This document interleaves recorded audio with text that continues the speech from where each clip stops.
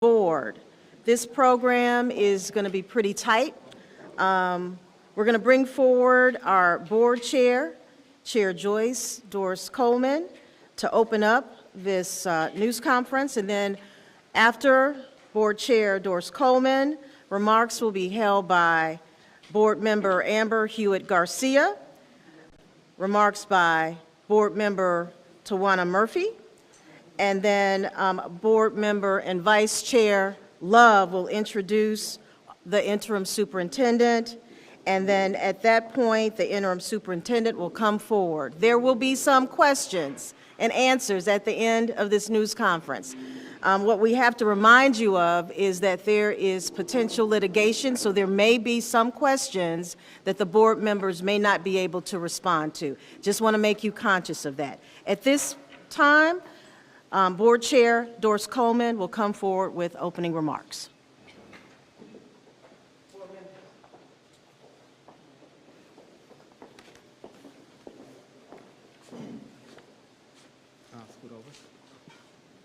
So you can be seen. Come on. Good afternoon. I want to thank the media for attending today's news conference. It's been a rough few months, but I believe we are turning a corner, and I'm optimistic about the future. Before we begin this news conference, I want to ask for a moment of silence for the victims and families of the tragic shooting in Nashville on yesterday, and our Raleigh Egypt High School student who passed.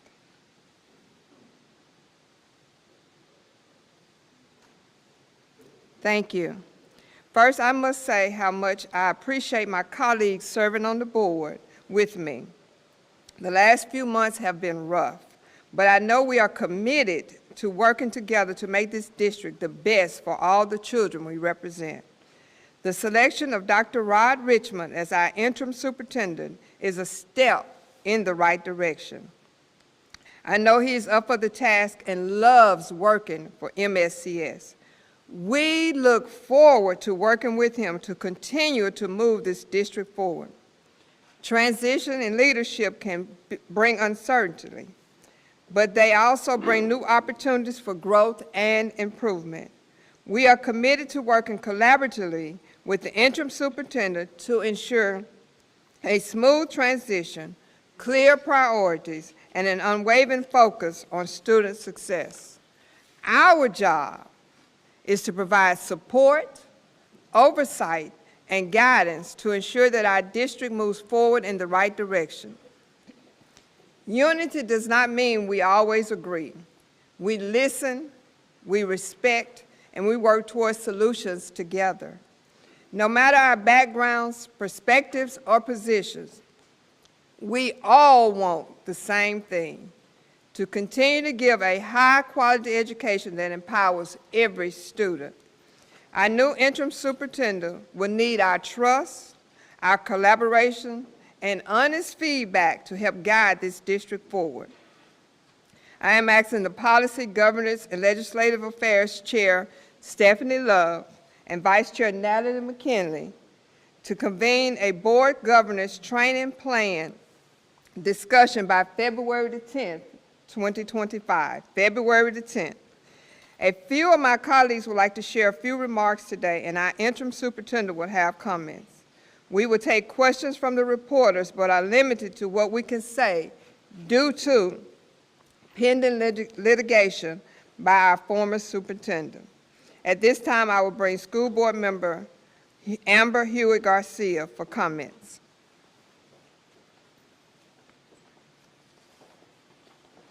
Thank you, Madam Chair. Good afternoon, everyone. I'm Amber Hewitt Garcia. I'm the school board member for District 8. When I ran for school board, I was committed to focusing on resources for academic progress, strengthening our community partnerships, and creating and executing a comprehensive facilities plan, looking at our buildings not just in the physical infrastructure, but the programming within them. We cannot do this work alone at Memphis-Shelby County Schools. I'm committed to advocating for our students and families by facing and taking on systemic issues. We need the community, and we need other elected bodies to help us deliver. Each day we spend not focused on children, is a mistake. No matter who is sitting in the seat of superintendent, the board needs to hold them accountable and govern. Strong governance will be key to our success, and I know my colleagues would agree with me on this. I'm interested in finding a path forward and working closely with them to prioritize our staff, teachers, and students. I'm committed to working with Interim Superintendent Dr. Richmond and his staff, and as Budget Chair, I look forward to collaborating and getting this done. Thank you.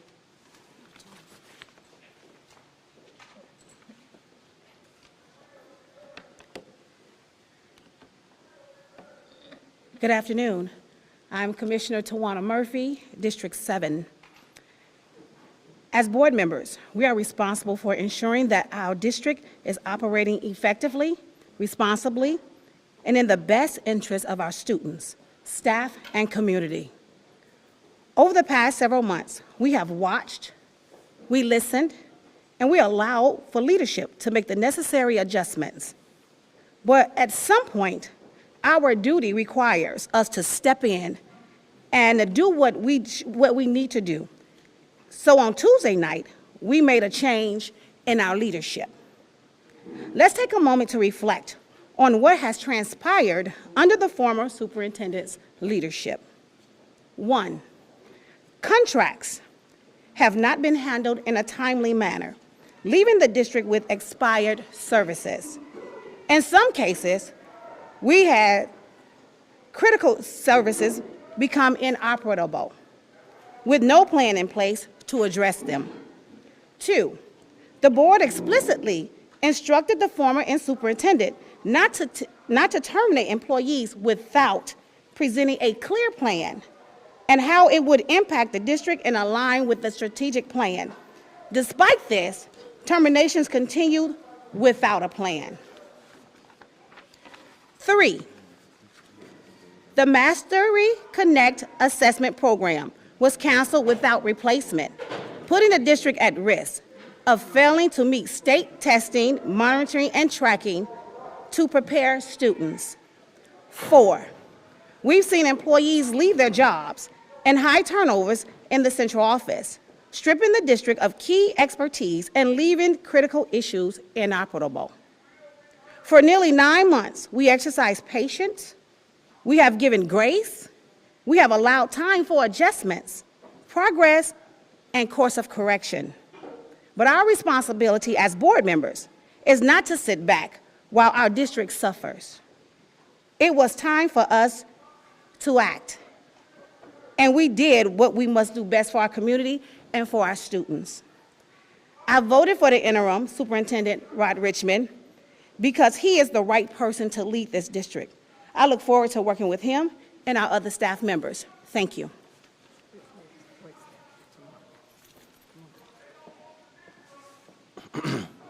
Good afternoon, everybody. My name is Tamarcus Porter, School Board Representative for District 4. We are at a crucial time in education in our city of Memphis. I just want to give a public call, a call to action for the public. Now is not the time to be divided. Now is the time to show unity. My colleagues and I, we represent 9 different districts. And now is the time to show the city that, hey, yeah, we may disagree on issues, but all of us have the children in the best interest. I'm a newly elected board member. I took time to talk to my principals, talk to my constituents. I held town hall meetings. I've read emails, spent countless hours on the phone to ultimately come up with the best decision of what I thought that was possible to move our district forward. And I'm here standing in unity with my other colleagues, and so hopefully we can move this district forward. I wholeheartedly support Dr. Roger Richmond in our vote to move this district forward, but I have a call to action for the citizens of Memphis. I am excited about everybody that's excited about education, but let's move the district forward and come up with positive solutions that we can all see and we can all help our children move this district forward. Thank you.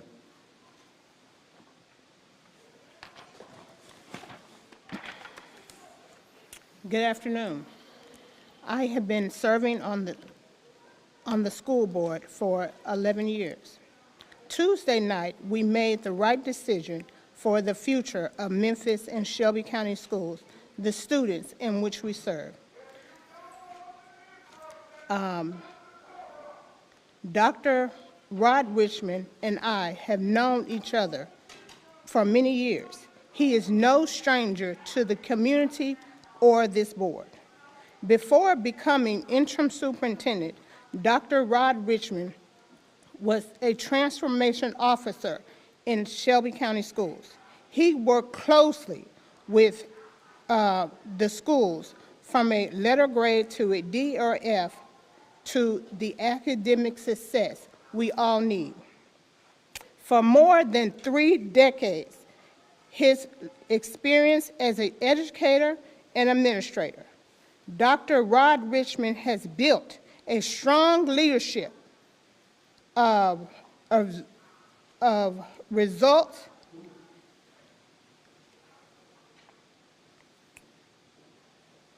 with his track record as a chief academic officer, a principal, and an assistant principal, and a teacher. Rod Richmond will provide steady leadership and experience for this district while working closely with the community and the district and the board. I am pleased to announce our interim superintendent of Memphis and Shelby County Schools, Dr. Rod Richmond.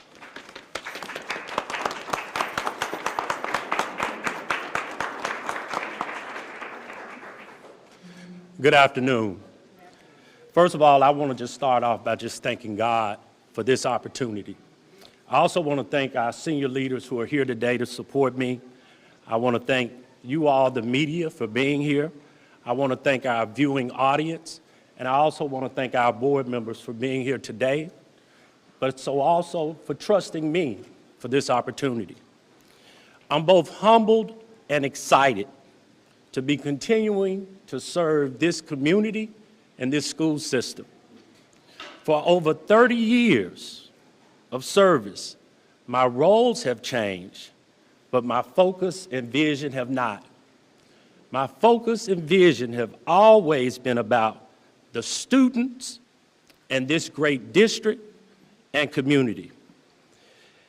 As I work to develop my first 100-day plan, my senior leadership team and I are focused on 3 things. First, we want to focus on continuity and stability. Secondly, we want to focus on ensuring that we are streamlining our processes to ensure that our schools are receiving the materials and resources that they so much need and deserve. And lastly, we want to make sure that we're meeting and having those key conversations with elected officials and key influencers throughout our community to ensure that we're all working together collaboratively to ensure that we're improving our district, but also improving the relationships that we know we must have to move this district and our community forward.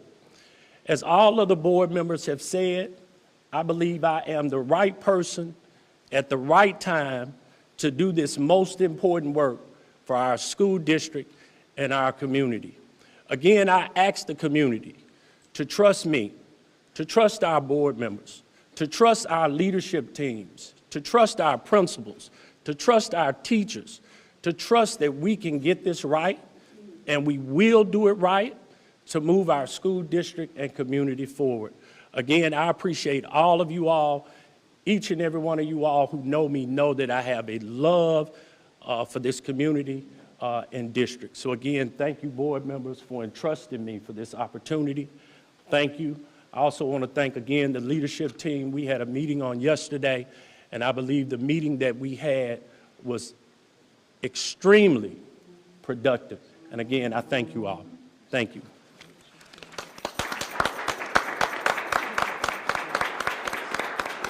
What questions do you have for the board or the interim superintendent? One question at a time. Okay. One of the things you said was, can you hear me? Yes, yes. You used the word trust, and Tuesday night this week, there was a lot of upset people. Yes. You yourself, like Yes. Scott, Yes. you did. But right now, the board in this time when you're stepping into this role, how do you think you can rebuild trust right now? Because that is it's a really tough thing right now, be it from parents, educators, the community. And that's what you said you wanted to focus on continuity and stability, also trust. Right. Well, to build trust, I think we have to operate with true transparency and integrity. I often tell administrators and people that I coach and develop, I can coach you around anything but integrity.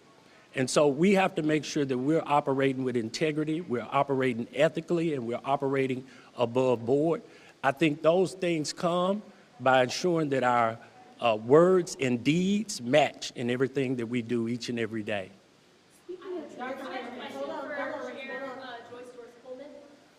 Hold on, Laura, one question. She has one for the superintendent, and now Dr. Richmond, how do you feel about the board wanting to appoint you at this juncture, considering that you were not a finalist when you wanted to be the superintendent? It's almost like, you know, a dream not deferred or denied, but now they want to appoint you, but you didn't make it to the final cut. Yes, that's a great question. And I really appreciate you asking that question because I really want to answer that question. Based on law, the district has to have a superintendent. On Tuesday night, the board made a decision that didn't concern or involve me, which was to move on and to select another superintendent. There were two people nominated at that time. One of the individuals nominated was Dr. Whitelaw, who declined, and the other one that was nominated was myself, and I accepted. If you think about any school organization, when you're looking at that school organization, what happens in most instances when you're talking about replacing a superintendent and needing an interim superintendent, you're first going to look at senior leadership and who are those senior leaders. From that, I think the board deducted that the two superintendent leaders or people who had had senior leadership was Dr. Whitelaw and I, and we were both nominated. I accepted. The reason I accepted was because of my loyalty and commitment to this district and our children. What would have happened if no one had accepted this task? And I know it is a heavy task to bring this community back together, but I was willing to take it on. Hold on. Chairwoman Doris Coleman, Laura, your question. Do you have a question for the superintendent? I have two questions for the superintendent. I think that we need to hear from Chair Doris Coleman about the directive for interim superintendent Dr. Richmond. Dr. Richmond, we'll get back to you. Madam Chair, your question, Laura. Chair, thank you so much. Could you Thank you. explain to us the directive that this board has given new interim superintendent Roderick Richmond, and what kind of plans and how the board will decide whether it will embark on a new superintendent search? At this time, we have not met to decide about a new superintendent search. That's 9 of us, and we're going to work together on that question, to answer that, as to whether or not we will do an external, internal, how the search will go for a superintendent. As you know, Dr. Richmond has only been on the job for less than 48 hours. We have not had a time or chance to sit down and meet with him. We understand his commitment, and we're committed with him. We're committed to move this district, continue to move this district forward. So once we have a chance to sit down with him and go over everything with him, we will come back and let you know. As he stated, he has a 100-day plan, and we, the board, would like to know about his plan and how we can work collectively for the plan. Board Chair, I have a question. The district paid Doris Ray a settlement to part ways with him when he was accused of fireable offenses. Why take a different approach with Dr. Fagans? What was the question? The board paid a settlement with Doris Ray when he had fireable offenses. Why take a different approach with Dr. Fagans? We have not taken an approach with Dr. Fagans. Right now, this is going to go into a legal matter, so I will leave it at that for right now. Once we find out how it's going to go, we'll have an answer for you. Okay, I also have a follow-up question. What do you say to Memphians who hope that the district was finally entering a period of stability with Dr. Fagans? We'll enter that stability with interim superintendent, Dr. Rod Richmond. The leadership changes, but the work continues on. We have work to do. So that has not changed. My commitment, my colleagues' commitment to making sure this work is done, it has not changed. Okay? And also, April, how much do you think What is going to change as far as the process of going through this again? You started and stopped the process of searching for a superintendent, then you got one and that person was fired. So what is the process? What are you going to do differently to get to a point where we have a permanent superintendent? We don't know yet. We have not met to discuss the next steps as the superintendent role goes. And I don't want to mislead or say something that's inaccurate. So once we come together as a board and decide the next steps, if we're going to do a search, if we're going to, what the steps will be, we'll announce it at that time. I don't know yet. Board Chair, have you all considered his contract yet? Not yet. This is the first time some of my colleagues are seeing Dr. Richmond since Tuesday. I have a question for you and your superintendent. We've heard criticisms from some in the community, mostly school leaders. Board member Tawana Murphy explained them in a bit more detail here, having to do with getting, brought up also by board member McKinney before, having to do with getting contracts to, on certain academic programming. Talk to us about what will change. Will you be changing? Will you be making changes to senior leadership? How will you be addressing some of the changes that critics of David's did have with the way that she led? That's an excellent question. Again, I go back to our senior leadership meeting on yesterday. One of the things that we started off discussing was talking about the org chart and making sure it has the form and function to deliver services to our schools in the way that they need to. But we also talked about the process and the process mapping of how we get contracts approved via at the school level and through central office. So the team is convening over the next 2 days to put together a process map to streamline that. We're also looking at ensuring that we have professional development via face-to-face and/or virtually for all people along the delivery chain who are part of contracts being signed both at the school level and at the district level. All right, hold on. This young lady right here and then this gentleman. Thank you, Dr. Tuesday, our camera were rolling during the meeting. We seemed to be very upset, very heated with the audience. Any message for some of them that was their first impression of seeing you in this new role? I really appreciate that question. First of all, I want to apologize. That's not who I am, and that'll never happen again. So thank you again for that question. And also, do you have any interest in having the role permanently? Yes, I do.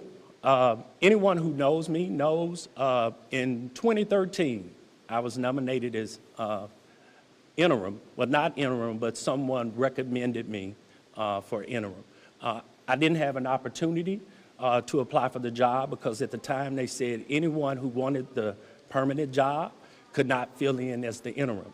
So at the time, I didn't have an opportunity to apply because they decided to stick with the interim. What I did was continue to be professionally mature about what the board's decision was. The superintendent serves at the discretion of the board and who the board wants to go with.